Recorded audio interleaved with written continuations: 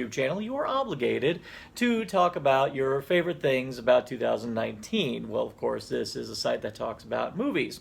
So I have to talk about my favorite movies of 2019. Now, a lot of people are doing their top 10s. And unfortunately, I have seen a lot of movies, and I did not report on a lot of them. But, well, let's face it, most of the movies that I saw this year I'm going to put on my top 10 anyway. And I actually haven't seen that many bad movies in order to have my worst of list this year. So I have decided that with all the movies that I'm going to talk about, each one is going to get a little extra award. The winner of our coveted Suck It Bohemian Rhapsody is Rocketman. People don't pay to see Rich White. They pay to see Elton John. Sorry. I know. This is the movie that Bohemian Rhapsody should have been. I watched Bohemian Rhapsody last year because I love Queen, and Rami Malek I thought was a wonderful choice to play him, and to his credit, definitely deserved his Oscar. The rest of the movie, on the other hand, absolutely freaking despised it. Whereas Rocketman, on the other hand, had the full support of Elton John, and not just his support, but gave his full blessing to be as honest as humanly possible. At the same time, tells the familiar story of a person who rises to glory in the music industry, and of course falls victim to addiction, depression, and all that good stuff, but does so with an exceptional visual flair, exquisite use of Elton John's music, and it all is commanded by an incredible performance by Taron Egerton, who not only disappears into the role of Elton John, but he actually sings the role. He inhabits Elton John, he is Elton John, and this whole movie is like this beautiful fever dream from Elton John. It's a gorgeous movie. If you have not seen it, and if you love the music of Elton John, I strongly recommend it. The best event movie of the year, which there have been a lot. One of which I still have yet to get to my review of. Stay tuned, I will get to it. But really, all the event movies, some were good, some not so. The only one that really mattered this year, the one that delivered the goods, and even with people's niggles on it, people cannot deny that it delivered everything we wanted out of it. Avengers Endgame.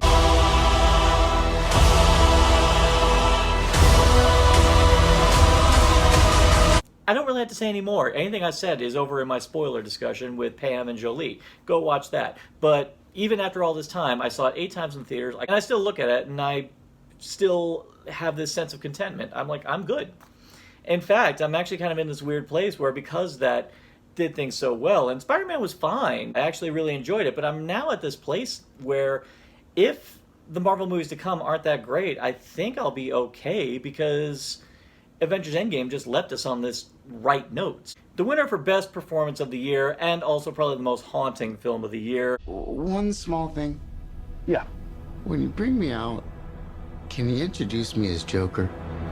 There's been a load of different takes on his origin story, and the fact that this movie decided to just say, we're going to do our own thing, maybe take 1 or 2 bits and bobs from various popular moments in the history of the character, but they decide to focus entirely on doing their own thing and make it this incredibly mature, insanely disturbing meditation on mental illness and the corrosive influence of hostile environments. And a lot of it can definitely be credited to Joaquin Phoenix's, frankly, riveting performance. Now, when it comes to the Joker facing off against Batman, I'm still going to say nothing could top Ledger, but when it comes to strictly focusing on the psychology of the character and seeing where he comes from and seeing the monster that comes from it, oh man, does Joaquin Phoenix deliver the goods. So for a film that actually dares to do something new with an old familiar character, Joker is a big win, and man. Now, the winner of Best Horror, this is a film I did review, and in fact, was my very first perfect film of the year. So the big question is, at the end of it all, did the film stay with me? And the answer is a big, resounding yes. And I'm not just saying that because Halloween Horror Nights did an incredible haunted house devoted to it, but I'm sorry, Us is still the best horror film I've seen this year. Be careful. Of course, Jordan Peele made a big splash with Get Out, and in my personal opinion, I feel he even made a bigger splash with Us.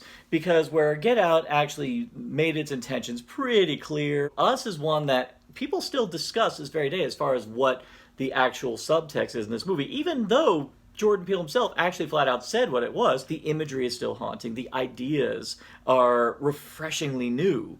And again, because Jordan Peele hit so big with Get Out, people thought that he couldn't do anything better than that, and then all of a sudden he brings out Us, which is a completely different affair, proving that he has so much more to give as a creative force, and I cannot wait to see what he does next.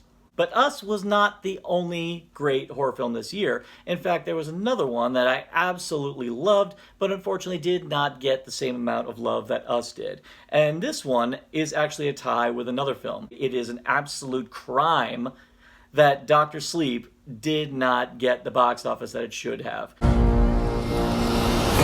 And they've noticed that little girl. Well, hi there. For a film that had a lot of weight on its shoulders, being a sequel to Stanley Kubrick's classic The Shining, and the fact that it is in itself a sequel to the novel of The Shining, and here you have Mike Flanagan, a person who has already proven himself many times in the field of horror, having to take on the mantle of sequelizing one of the great horror classics.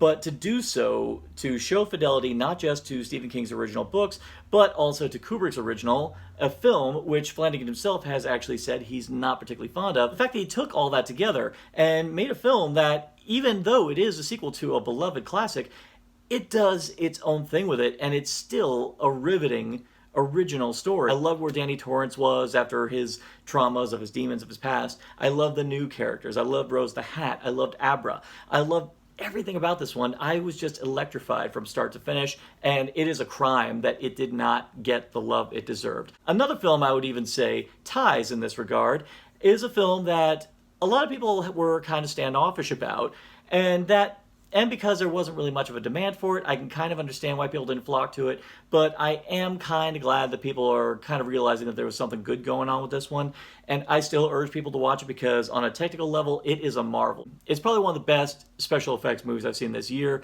It is easily Alita: Battle Angel.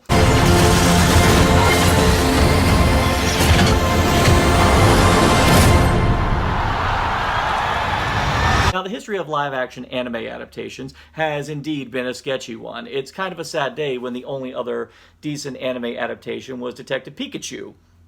Amusing little film. I was surprised. I hate Pokemon, and yet I still enjoyed it, so good on you. Alita: Battle Angel came from a place of sincere passion on the part of James Cameron, and he gives the reins over to Robert Rodriguez, a director who has only been known for his low-budget fare, but you give him the keys to one of the biggest toy boxes in cinema. Oh man, does Robert Rodriguez create this incredible world. Special effects will keep you going all the way through, but the thing that really worked for me was this incredible performance by Rosa Salazar, and the fact that she was able to convey such emotion, even when she's underneath CGI effects, still worked well. For our next award, it's the holy shit, that guy can act, okay, he can be Batman. That award goes to Robert Pattinson. And of course, I have to give a load of love to the movie The Lighthouse. What's a timberman want with being a wickie? Just looking to earn a living, just like any man. Starting new. On the run. Robert Eggers is an astounding new voice in the realm of horror, right next to Mike Flanagan and right next to Ari Aster. And this film is yet another notch in his cap. Horror is really doing well right now when it comes to new and fresh voices. And Robert Eggers, of course, did an astounding job with his big breakout, The Witch, which if any of you have not seen that yet, with The Lighthouse, on the other hand, it is astoundingly claustrophobic. It is atmospheric as hell, and it's a very bold step that the film is deliberately displayed in a very constrictive aspect ratio, and it's all anchored by commanding performances by Robert Pattinson and Willem Dafoe. Pattinson, of course, is the person we have to talk about because he has been, now I'm discovering, unjustly lambasted because everyone only associates him with his work on Twilight. He is all in every single regard. I forgot I was even watching Robert Pattinson, and that's what you're supposed to do as an actor. You're supposed to just disappear into it, and it is an insanely good performance. And now that I know that there are depths to his talent that no one's really gotten a chance to see yet, I cannot wait to see what he's going to bring to the table as the Dark Knight. This film is probably the best portrayal of what it's like to be stuck in the workplace with a coworker you can't stand. Yes, you can laugh at that comparison, but when you watch it and you see how far down the rabbit hole these two characters go to the point of practical self-destruction, it's absolutely riveting, and I loved the way Eggers is able to confuse your perception of reality. You don't know if these two guys are actually ripping each other apart or if they're just doing it in their heads.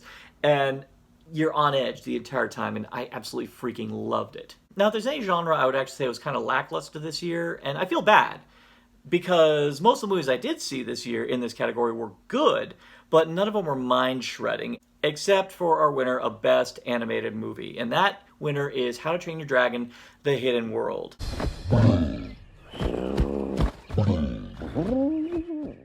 I definitely enjoyed a lot of the animated films I saw this year, but How to Train Your Dragon 2 was the only one that I felt emotionally fulfilled by. Even though I did see the ending coming a mile away, even when you see the trailer, you kind of get a vibe of where the movie's going. The fact that I was still able to give myself emotionally to this story and to have the resolution that I knew was coming still deliver the pay dirt that I wanted so badly, that's just a testament to the writing, the direction, and definitely to the voiceover performance, and how much confidence everyone had in this franchise that they knew that their audience would absolutely give themselves to this finale. And that is easily why How to Train Your Dragon: The Hidden World is the best animated film of 2019. Next up, Best American Movie of the Year. Now, I admit it's because I didn't really know what category really to put this one in, but I really wanted to voice my love of it because I did not get a chance to do a review of it, but I adore this film. I love it, and I wish it the best come award season. This film, Once Upon a Time in Hollywood. Line. Cut! Embarrass yourself like that in front of all those goddamn people! Everyone's got their favorite Tarantino film. One of my favorites is easily Django Unchained. This one may actually jump into my top 5 list, and for the simple fact that Tarantino loves Hollywood, and in particular, he loves an age of Hollywood where there was this all-or-nothing vibe to it, where there were experimental filmmakers, where the Italian film industry was really starting to break into the mainstream, and the fact that you have these two main characters who are kind of on the cusp of either oblivion or a new level to their stardom, and the fact that it's not just about them, and the fact that it is a portrait of Hollywood on the whole. And now, I know a lot of people don't like it because it seems like the movie doesn't have any focus, but the thing is, this film is designed to be a kaleidoscopic look of a bygone age, this time of, like, serious overindulgence, of nihilism, and even apathy, to the point where we tend to brush off certain crazy aspects to it, like, say, oh, I don't know, the Manson family.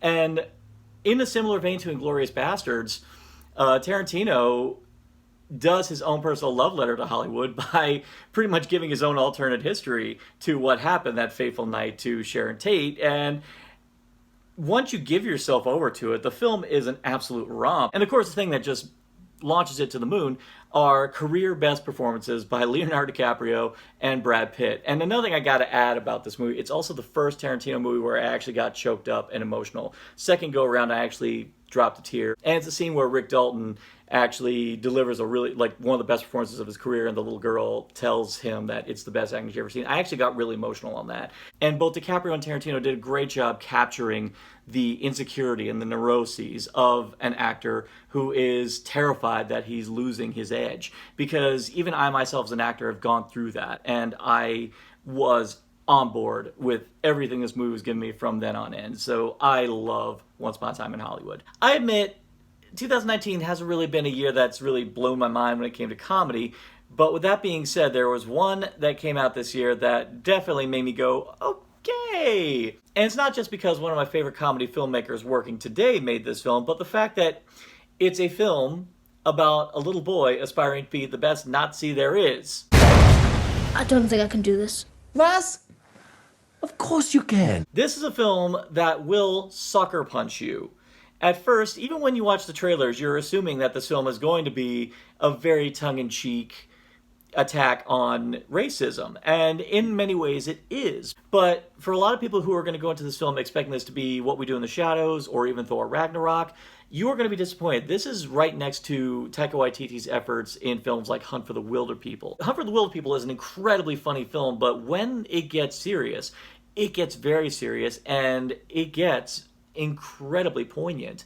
Jojo Rabbit takes that and goes even further with it. And even though Taika Waititi is able to bring out the comedy in what seems to be a very tense place and time, with the help of a commanding cast and astounding lead performance by a very talented Miner, if you're laughing and you remember a lot of the jokes as you walk away, that's great. But when the actual content of the film is what sticks with you the most, that's really where the big success is. And Jojo Rabbit is definitely the one that deserves the win for Best Comedy of the Year. You know, I'm just really glad that Rian Johnson was able to move on after the hardship of making a film that earned over $1 billion and massive critical plaudits and, contrary to popular belief, actual love from people who really clicked with what he did after Star Wars. Yeah, the winner of the Go to Hell Last Jedi Haters Award, that's Knives Out. Hey, Ransom, you skipped the funeral, but you're early for the will reading. Up your ass. Very nice. Ransom.